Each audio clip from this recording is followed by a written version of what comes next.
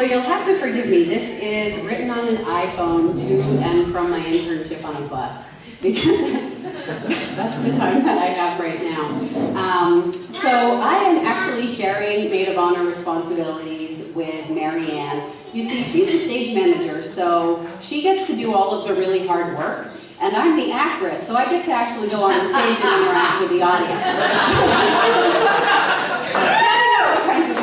So, you know, I don't want to take all the credit, just the glamorous part.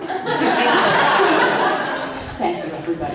I was trying to think of some funny stories involving my history with Kathy, and I have to say that, you know, the last 10 years or so, or maybe longer, she's lived in Washington, D.C., so the stories that I have from the recent past are all when she's on vacation. And as you've already heard, there are usually some injuries involved. And when Kathy's on vacation, she's like, all right, yeah, let's do outdoor activity. So these stories would go something like this. Oh yeah, okay, so remember that time we went to the beach and when we were running along and having a great time, and then Kathy twisted her ankle and I had to drive her home even though I hadn't had any sleep that night and I was really tired. But I had fun anyway. Oh, or how about the time we went hiking and we got to the top and it was gorgeous. And then Kathy twisted her foot and then it rained on us. Yeah, let's not do that one either. So I decided that I was going to take a different approach. So as an aside actually about Kathy and her love of exercise, I don't know how many of you have heard, but she really, really loved at the bachelorette party, a bunch of girls went out pole dancing, and she thought that was a great form of exercise. She got a Groupon for more, so like that was really a great workout. My ribs hurt 5 days later. And that's one of the things I really love about Kathy, is that she's just hoping for a good time all the time. And every now and again, though, you know, she kind of takes on a little bit too much. So when I was a teenager, but in a good way, I was a teenager when I met Kathy, and she was, and always has been, a powerful role model for me. I was, you know, a young, awkward teen, hair just as frizzy as it is right now on this side. And here was this powerful woman who had put together the Rainforest Challenge to encourage kids to take action, actually managed to save several hundred acres of rainforest in Costa Rica, and also planned National 4-H Council when she was a teenager. Now keep in mind also, this was in the mid-90s, early to mid-90s, when there was no internet. So it took a great deal of resourcefulness and a lot of effort to be able to do things like this. And also plain old determination and just deciding that she was going to do something and make the world a better place. So it was impressive and it was also inspiring. And so when she asked one day if I wanted to go shopping with her, I was like, me? What? Really? Yes. Yes, I would love to go shopping with you. And we developed a strong friendship. Kathy saved me from college distress. I had dramatically dropped out of Syracuse University as I hated it there. And the day I got home, she was actually leaving the next day to go to Washington, D.C. and was going to stop at Hampshire on the way down. So she called me up and said, all right, pack your bags. You're coming with me to Hampshire, and got me an appointment the next morning at the admissions office so I could interview with them, and walked me around the campus and took me around Amherst and Northampton and said, okay, I think this is where you should go. And the thing is, 9 times out of 10, when Kathy thinks that something should happen, it should. And she was right. She totally had me pegged. So I really have to thank you for saving me there. And you also saved me after I graduated. Now here I am, poor little girl from Maine, moving to Boston, going out into the big world. And you said, all right, here's how you write a resume. Here's how you get a job interview. These are the resources you need to know about. So she's always been there for me. And I really don't know what I would have done if I hadn't had that. So you've really been a big sister for me. Now, what was my job as the little sister? Well, my job as the little sister was to remind you on a semi-regular basis that it was time to maybe slow down and actually take a little bit of time out. Here's a reiteration of lots of phone calls with Kathy. Hi, I can't figure out why I'm so tired. Well, what did you do today? Well, I went to PT this morning, and then I had to give a talk over in DC, and then I went to work, but I had to stay late since I got there late, and then I had a dance class. And then I had to drive all the way back in, and then I changed my clothes, and then I went out and had a date, and I didn't get home until 11, and I had to be up at 7 o'clock the next morning. So, you're like, hang on a second, Kathy. Those are all very positive things, but that's a lot. Like, aren't you really stressed out? Oh yeah, I am. Maybe you should just lay down and take a nap, or like read a magazine or something. I don't know, what do you say? So, that was my job. And before I tell you this next part, I want all of the Maiders in the room to keep in mind that DC is an eclectic place that attracts people from the world around. As an amazing woman as Kathy was, she wasn't having a lot of luck dating. And she had been dating for such a long time that her mother got her a map to keep track of all of the places around the world represented by her dating pool. I was hoping someone would tell that. Was true love, so she went on Match.com. And a handful of stories later, enter Harry and the story of what would have been their first date. So, you know, Match.com, you talk for a while, you email back and forth, and then eventually you decide you're going to do your first date. Well, if you don't go on your first date, it's kind of considered taboo, maybe a little flaky, kind of a, you know, like a bad sign. But Kathy was really, really tired, and she knew. She was so tired that even she knew that she needed to just go home and rest. So she went out on a limb, and she said, look, I really want to go out on a date with you, but I'm just really tired. Can we postpone this? And Harry said, yeah, sure. That's no problem. We can do it later. I knew right then and there, this was going to be a good one for Kathy.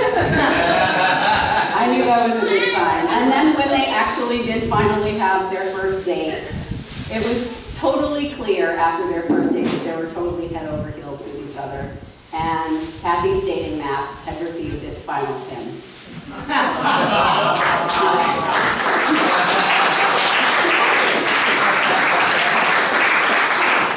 I don't want to take too much longer, but just as a testament to Harry's laid-back nature, ever since he's been on the scene, I haven't had to remind Kathy to slow down nearly so often. And I'm really grateful to have such a powerful source of love and laughter in one of my very best friends' lives. And I am so happy to have you in my life as well. I feel blessed too. So let's raise our glass to Kathy and Harry.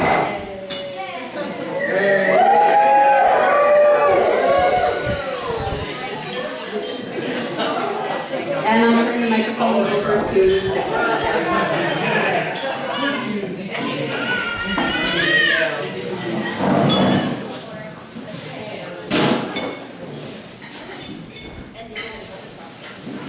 Yes.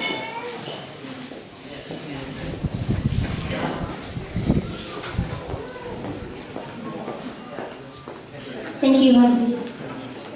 I have my mobile teleprompter here.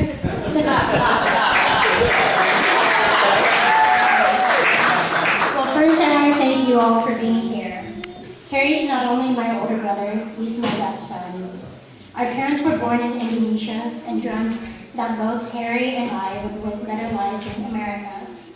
Harry, you and I both know that how much mom and dad have sacrificed for you to become a professional clarinetist. Aside from being an example for me, Harry and I enjoy every opportunity we can to golf, bike, travel, and eat like Anthony Bourdain. Harry's life journey has always inspired me, and this is why I'm proud to call him my brother. Harry, I'm very happy that Kathy is in your life. The summer of 2009 was when I met Kathy for the first time and got to know her brother Matt, and Sammy the dog. I've never had a sister, so having Kathy around has been a true privilege. It means a lot to me when she does her best to understand my deafness. We share interests in dogs, food, hiking, biking, yoga, and dancing, and maybe pole dancing too. I look forward to being a part of your life together. Two people brought together by the bonds of love, a little push from Match.com, and united in marriage are a powerful force. You can bring happiness to those who are here to bear witness and those who couldn't attend but carry you in your hearts. May your love sustain you during times of struggle and enrich the good times that you will share together. Congratulations to both of you. I love you both. Love you too.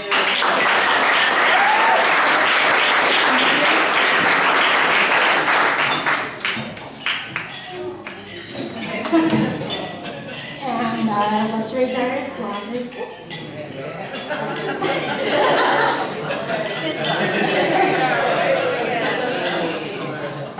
And I'd like to introduce my new brother-in-law, Matt.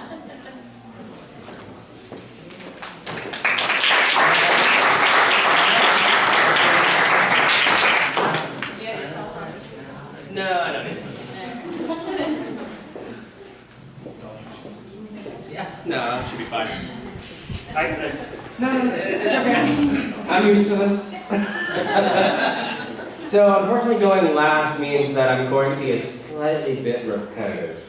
But hopefully I'll kind of reveal another aspect of Kathy's dating life, so you should find it funny all the same.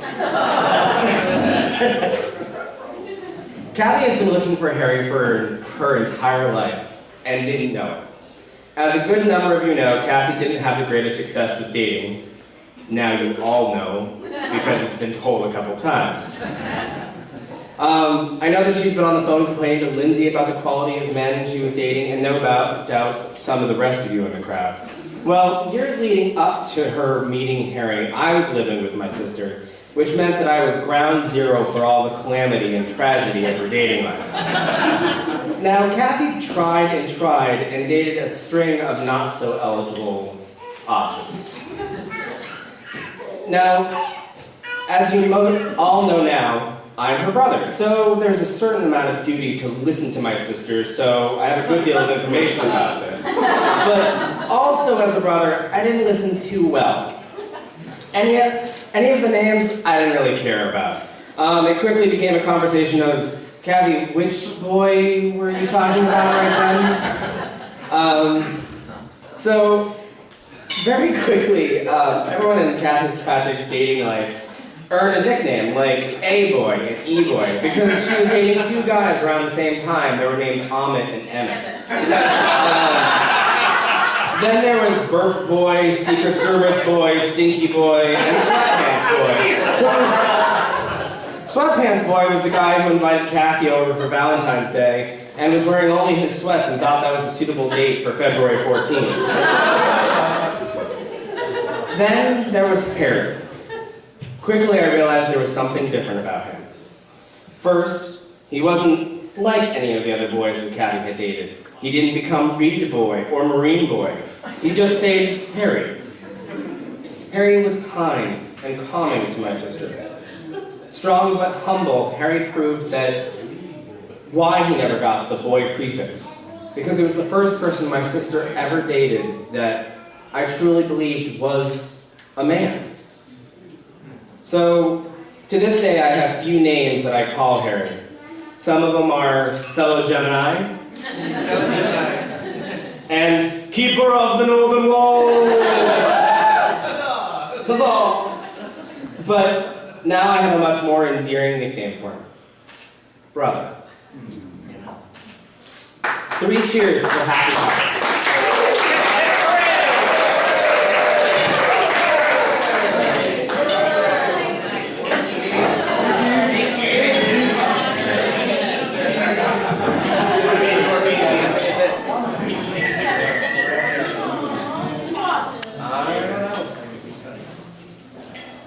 Are we now cutting cake? No. No? Let's